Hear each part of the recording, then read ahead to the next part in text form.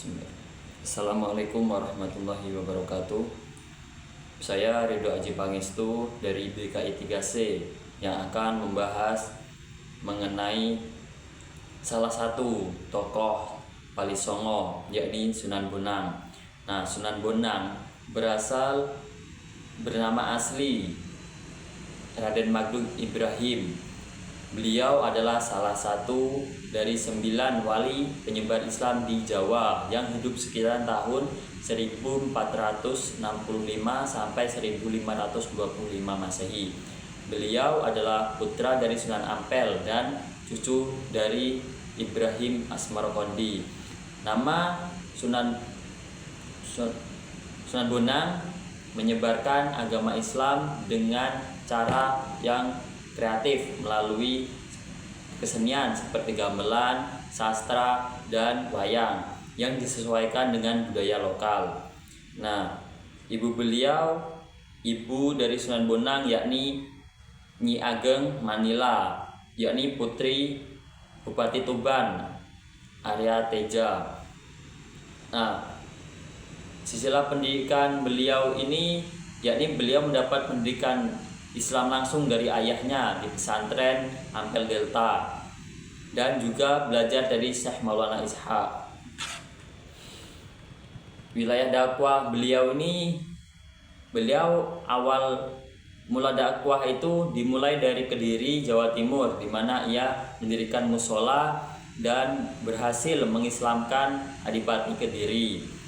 Nah, pusat dakwah beliau ini yakni wilayah Tuban dan sekitarnya sesuai dengan daerah asal ibunya.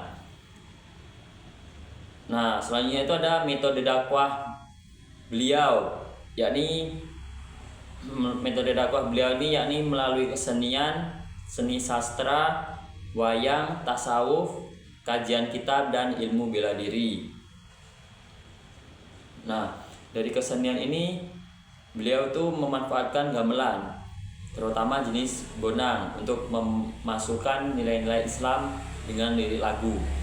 Nah, selanjutnya itu ada seni sastra menggunakan suluk atau tambang tamsil atau menjelaskan ajaran tasawuf. Contoh karyanya untuk suluk Ujil dan Tombok Ati. Nah, Tombok Ati itu merupakan salah satu lagu yang biasa dinyanyikan orang-orang. Nah, selanjutnya itu ada wayang.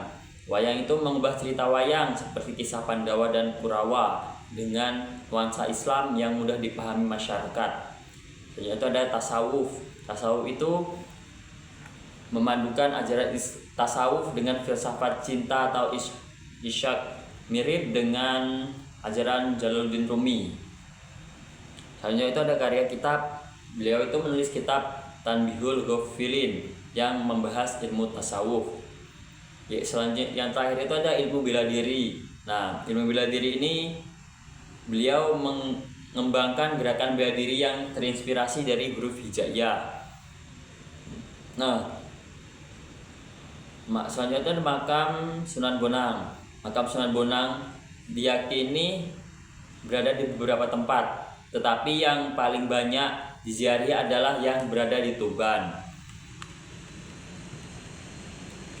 Mungkin itu saja yang dapat saya. Nah, selanjutnya itu ada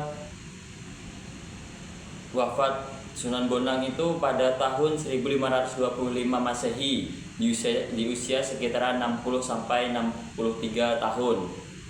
Nah, di sini ada dua versi sejarah tentang peristiwa wafatnya. Pertama itu ada dimakamkan di Bawean, tetapi kemudian direbut oleh murid-muridnya yang berasal dari Tuban dan dibawa kembali untuk dimakamkan di Tuban. Nah, akibatnya itu ada makam Sunan Bonang berada di dua lokasi, yaitu di Bawean dan di Tuban, yang dipercaya sebagai makam asli Sunan Bonang. Nah, mungkin itu saja yang dapat saya sampaikan. Kurang dan lebihnya saya mohon maaf. Wassalamualaikum warahmatullahi wabarakatuh.